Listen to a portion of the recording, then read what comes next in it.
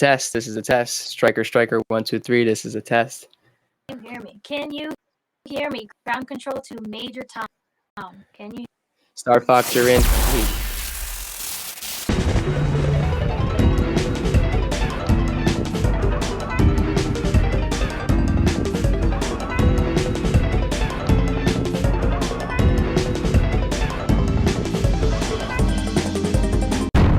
Game over.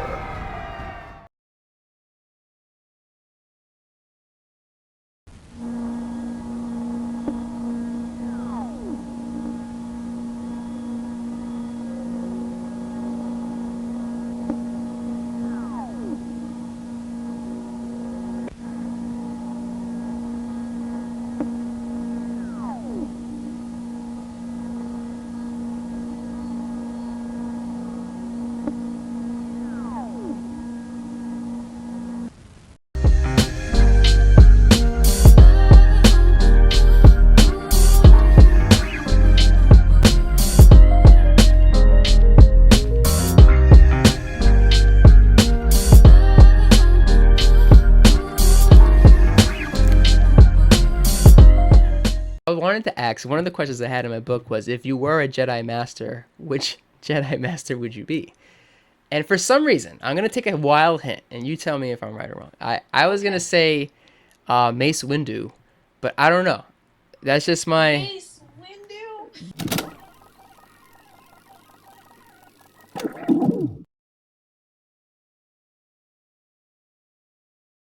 Okay, so let's jump into the music. 'Cause last time we spoke about, you were just talking about it, which was really cool to actually see you produce and then put it out there for the world. What was that process like for you overall? It was kind of scary, but and nerve-wracking, but it was great to just create something that was strictly from my own imagination and my own inspiration. I have 3 singles out. The first one came out in June. It's called Sunlight Waltz. That's right. And it's a bit of a romantic folk tune. And then New Kid Blues, which is like It's my favorite. ragtime slide guitar kind of fusion. And then Nebula Night, which really dives into that atmospheric space, kind of like an audio journal of this imagined phenomenon of the Nebula Night. It's kind of an experience. So I'm really trying to lean into that sci-fi feel with that one. But yeah, last time we spoke, I remember saying that I wanted to put out music and I just didn't know how to do it. And 2 years later, now I have 3 singles out. I made it happen. So I'm really happy about that. Yeah, it was really great being able to kind of explore the type of music that I want to make, which is very storytelling based, which I think is great for folk music because it's all a story, urban legends and things like that. And I love storytelling and narrative driven things, so it was cool exploring that with the sci-fi genre and the slide guitar. And so it's a weird fusion of all my different influences, and I'm really happy with it. Streaming wherever you listen to music, just look me up. Stardust Trail. This is true. And one thing I want to give you a shout out for, I was listening to our last podcast, and you do perfect plugs at the perfect times throughout the whole interview.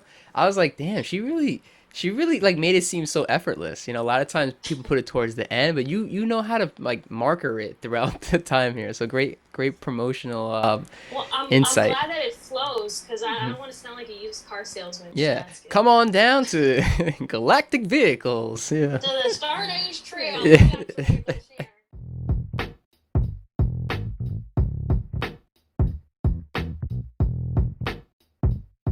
I do a lot of like limited color palettes, That's a the lot term. of monochromatic stuff, a lot of tonal things, because a lot of this music is early 20th century, some pre-war, so like Charlie Patton, and so I really wanted to depict that through the artwork. Though there's some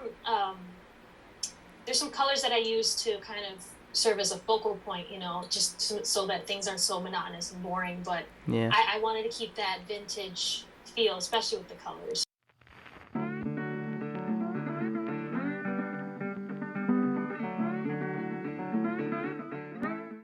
that's Elizabeth Cotten. Elizabeth Cotten, yes. I saw her, I think she was like 80 something in this particular video, and she was picking those strings so eloquently, and her raspy voice just made everything worthwhile. And I was like, wow, Yeah, that's and she's cool. playing the guitar upside down. So Right? She's left handed, correct? yeah, but she took the righty and just flipped it, so she's playing it upside down. It's wild. Wow. I see, I didn't even notice that part. I noticed that she's Hmm. left handed, but I didn't even notice that it was upside down. That's how ignorant I Yeah, was. so she's playing the bass notes with these fingers instead of her thumb, which just Wow. I attempted that and my brain just had like a stroke. Like I just couldn't. It's wild. She's such an inspiration, you know. And with my artwork, I wanted to pick artists that inspire me and ones that I knew would be like folk blues staples. So everybody knows Freight Train by Elizabeth Cotten. I was like, I got to do an Elizabeth Cotten illustration. Everybody knows like Muddy Waters. I think that was the last one I did. So in terms of my blues player series, I wanted to pick artists that are classic, well-known artists, so Robert Johnson, Lightning Hopkins, and also artists that inspire me that I felt compelled to illustrate. So yeah, that series has been really cool. I may continue it. I think it's been a lot of fun being able to go through the blues history of each of these artists. But with all the upcoming stuff that I've got, you know, in the pipeline, it's kind of on hold, but I've had a lot of fun working on that series.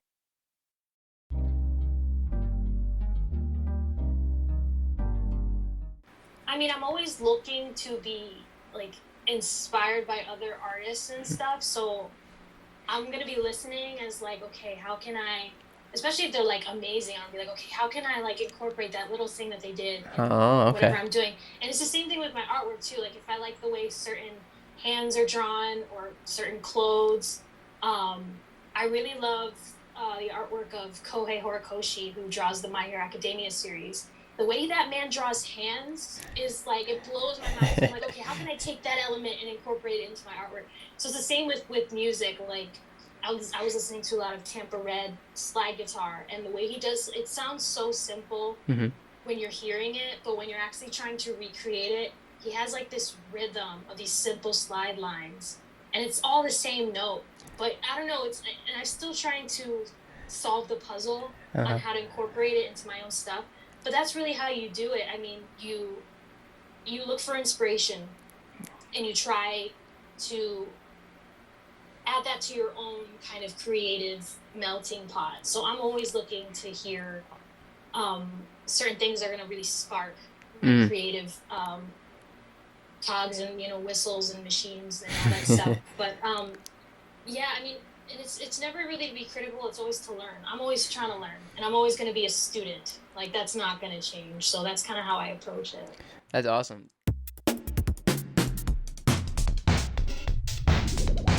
It depends on like who are you creating this for. You have to answer that question. I think we can be really hard on ourselves because we're trying to, you know, especially with social media, trying to feed the algorithm, trust other people, and I feel like when you're trying to do that, it's not going to work. You know, you're going to hate whatever you do, and then it's like, well, maybe you should just create something just because you yourself likes it. Yeah. You know what I mean? Like, how do you feel? Do you like this? Like, yeah, I want to draw this. Then do it and see how you feel afterwards. You're like, man, that was really fun drawing this wizard with a giant sword. I'm going to draw more wizards with giant swords. Like, that is really cool. And the people that like it, they're going to come. And the people that don't, they can keep scrolling. Exactly. You know, and that's something I have to keep reminding myself, too, because I'll forget that all the time. So, feel free, whoever's watching, you can message me and be like, hey, draw for you as a reminder. Be like, oh, yeah. Yeah, I'll forget that too, and I'll just you know, want to draw something, and I'm like, man, I really hope that this boosts the algorithm, or that TikTok sees it, or whatever. Which isn't wrong. It's not wrong to have those ambitions, but it shouldn't be the main, like you said, it's not the main focus of your you know, endeavor. Yeah, and I want to start drawing more drawings that I don't share on social media. Like I just felt like drawing today. It's in my sketchbook. I don't have to share this. It's just for me to draw, because I don't want to be a social media artist, you know. I'm just an artist that posts on social media, you know, and I feel like there's a difference there, because then I used to, before social media was even a thing, and I've destroyed all the evidence of this, but there's there's old sketchbooks from high school, so many sketchbooks from high school, just me drawing fan art that I liked, a lot of anime, a lot of cartoons, and I showed some to my friends, and the other ones I was just drawing in my room just because I wanted to draw. Right. And that's when I was younger, so if I can hold on to that feeling of being an artist when I was younger in my youth, not that I'm old now, but I'm old. Right, if I can remember that and use that in my artistry now, then I feel like that would help me. But yeah, I feel like just doing it just because you like to do it and doing it because you're an artist, I think that really helps. Instead of doing it for other people, because I find I'm most frustrated when I have to do the stuff that I don't want to draw. It's like, man, I really don't want to draw this. I'm not in, my heart's not in it. Yeah. And then you start looking at your sketchbook, like you start mean mugging your sketchbook like this. Like, I hate you. How dare you? So, how dare you? Right. So it's really, probably people have heard this before, but it's so true. Just like draw what you want to draw what you love. Yeah. What inspires you, where your passions are. Because if your passions ain't in it, you're not going to have fun. You're not going to like it. Yeah. I mean, it's also important to just not force it, you know, because if you're excited about something and you are inspired by it, it's going to flow so easy. Yeah. Right? And you're just going to keep going. You're going to keep drawing. Oh, I got this lyric for a song. Let me write this down.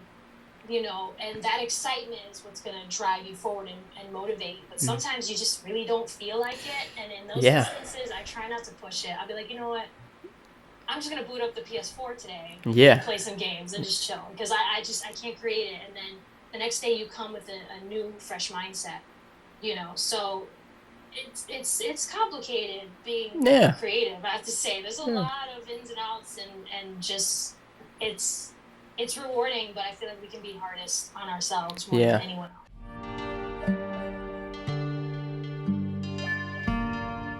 Well, for me, with the particular commissions that I do, especially with like album artwork and single artwork, it is a collaborative thing. So my clients will tell me what they're going for, the vibe and stuff. But so far, I've experienced a lot of creative freedom with those commissions. So they'll give me an idea, maybe they'll send me a Pinterest board. Okay.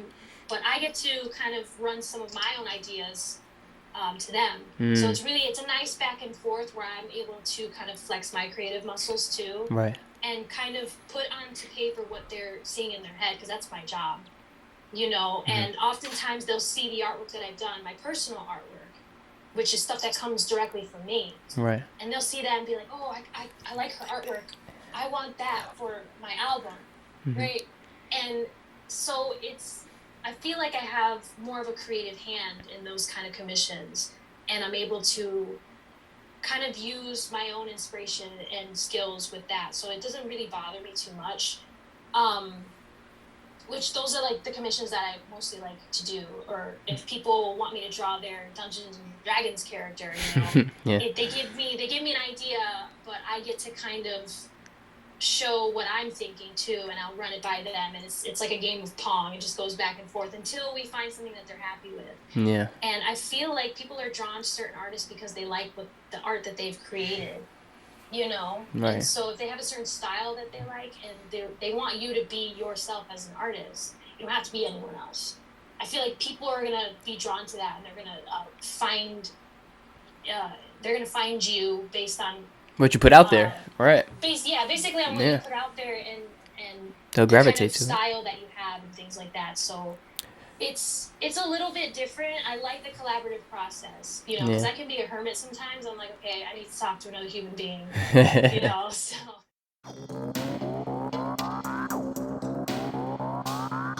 let's talk about your studio. How do you like it so far? How's it been going for you? Yeah, when I recorded Nebula Night, all we had was the frame. And then I just closed all the doors and asked everybody to be quiet for like and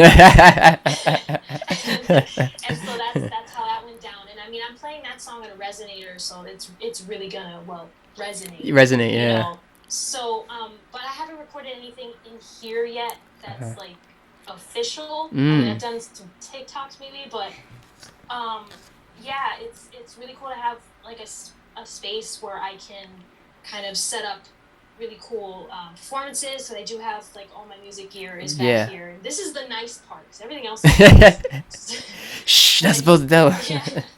So I'm really excited excited. I have like all my computer and my drawing stuff is on this side. Mm-hmm. So I'm really excited That's to awesome. start creating things that are going to come out of this space. So I can only imagine. Yeah. Oh, I'm sorry. You were saying, yeah. I was gonna mention the panel design back here is totally Tron inspired. Okay. So I was going for like a clue kind of thing, the Tron Legacy that came Yeah. out in 2010. Oh, that's a jam right there. Yeah. I always like the motorcycles. But and the just neon. I mean, how you go wrong with neon colors? Oh, that movie's so underrated. I could talk forever about that movie. Let's talk about it.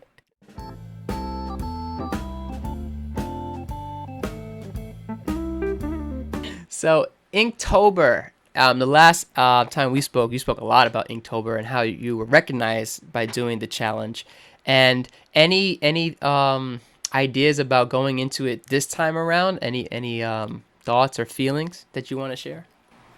Well, it's kind of crazy because I'm diving back into traditional art, so I'm going to be using actual inks, instead of digital. Because it's just honestly, it's convenient to just boot up my iPad and start drawing on there. That's true. But I really wanted to take the time to actually plan this one out, and kind of retrain myself on traditional inking. And Inktober has always been a positive for me because it, like you said, 2018 Inktober challenge led me to the creation of my art book, which is Grimoire, which collects all of those Inktober drawings into one thing.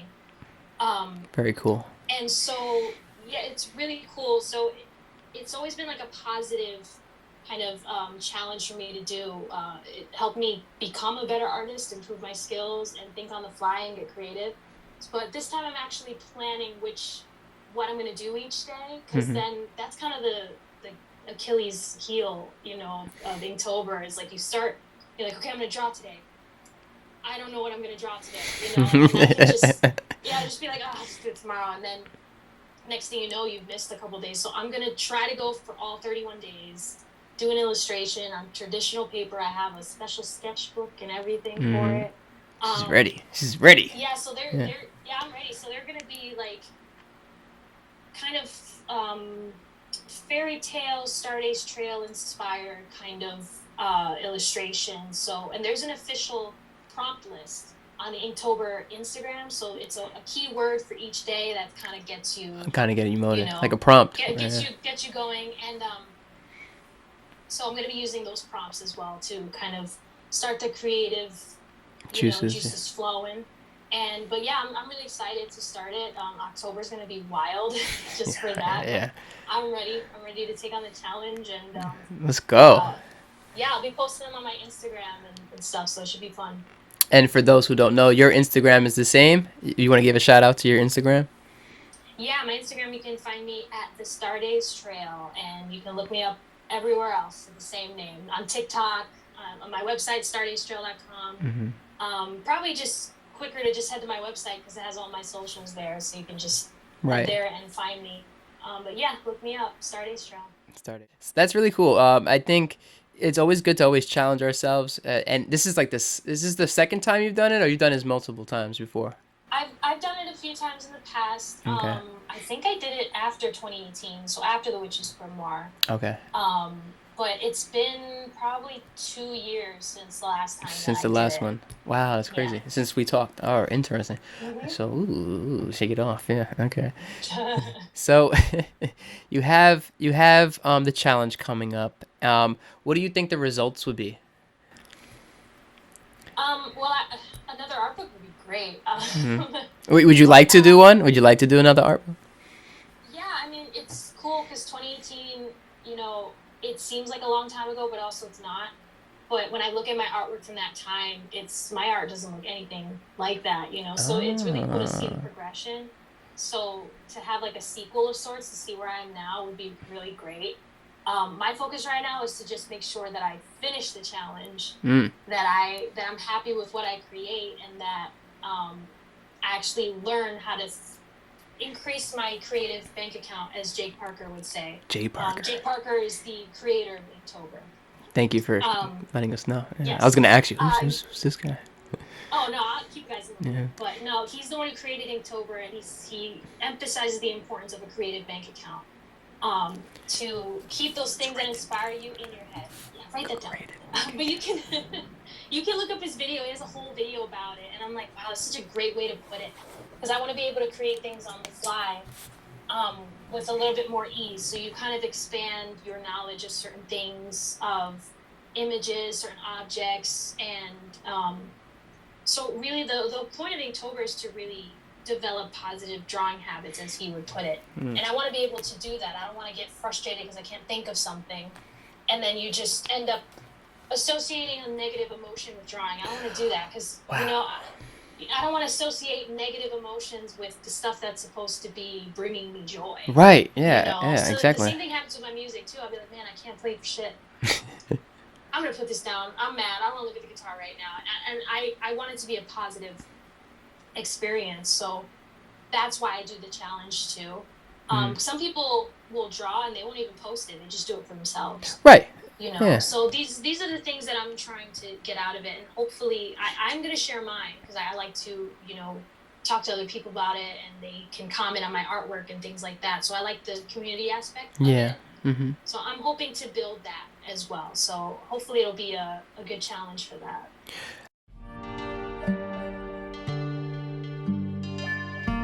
I feel like this is the first time where I'm really starting to understand what I was saying before, is to draw for myself, you know, and create for myself. And that's been on my mind for a while now, and not just with my art, but just doing things that I enjoy. Like, let me just, you know, sit here for a minute and not feel like I'm wasting time, just, you know, because sometimes you'll feel like that. You constantly feel like you need to be doing something. You need to be it's a rat race right now. Mm-hmm. And I'm trying to get rid of that, you know, and because that gives me anxiety.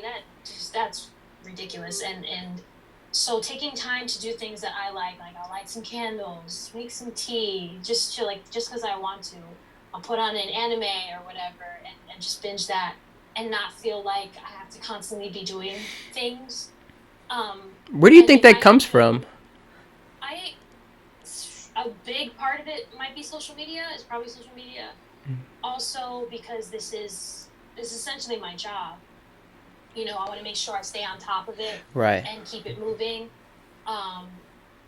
It's definitely like the nature of how things are now. You know, with like working and trying to get results and stuff like that. Yeah. And when your work is your creativity, you can kind of lose control of that. So trying to eliminate that feeling has been like forefront of my mind. And with Inktober, I really wanted to be something that I create just because I wanted to create it. It's the first time I'm really diving into the lore of the Stardust Trail. Like, what does it mean? You know, and it's cool because now I feel a bit of freedom with that, and just being able to define myself as an artist. And not everybody's gonna like it. That's fine. But there's people who are gonna like it, exactly. You know? Exactly. And I'm not trying to be the most, you know, famous artist or just like weird goals like that. Like, no, like I feel like there are people that are gonna come and be drawn to it and they're gonna like this stuff. I'm doing a really weird like fusion of blues music and folk music and illustration and anime and Star Wars and all this like weird stuff. I feel like there's gonna be a few people that might be into that. Yeah. You know, and even so, at the end of the day, it's just because I like to create things. And so that's really been what's on my mind right now is feeling comfortable in my artistic skin, not feeling like I have to, you know, factory produce my art in any way. And just kind of enjoy like the little things, like a Studio Ghibli film. You've ever watched any of those Studio Ghibli movies, like Kiki's Delivery Service? They'll like, especially Hayao Miyazaki, the one that he directs, he takes like the smallest like mundane thing and he makes it magical, just like everyday things. Going out and seeing the sunrise, or just, you know, or baking, or things like that. Small little things like that. He turns it into like this magical, like experience, and it's really like taking those small things in life and romanticizing them, making them kind of nourish Mm-hmm. your soul. So I'm trying to, slow things down and appreciate those things with not just with my art, with my music, and with everything I do. So it's a shift I'm trying to manage now that I'm getting older and stuff. So, and that's really stuff that you realize with time, as things progress. I mean, I'm only 29, but like I don't know, I'm just starting to realize, to really capitalize and hold on to the things that nourish my soul, my creativity, and things like that. So that's really what I'm hoping for the rest of the year, and because 2022 has just gone by. I know, right? I mean, it's basically Halloween right now, so.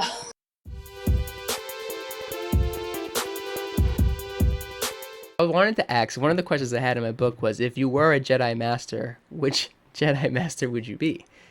And for some reason, I'm going to take a wild hint, and you tell me if I'm right or wrong. I was going to say Mace Windu, but I don't know. That's just my... Mace Windu? Why him? Wow. The man himself, who may or may not still be alive, according to like Folklore. Theories, but wow, I would not have expected Mace Windu. No, that's not actually Damn it. my guess. Even though he's cool as hell. Yeah, But it's purple. I think if I were a Jedi Master, I would be Qui-Gon Jinn.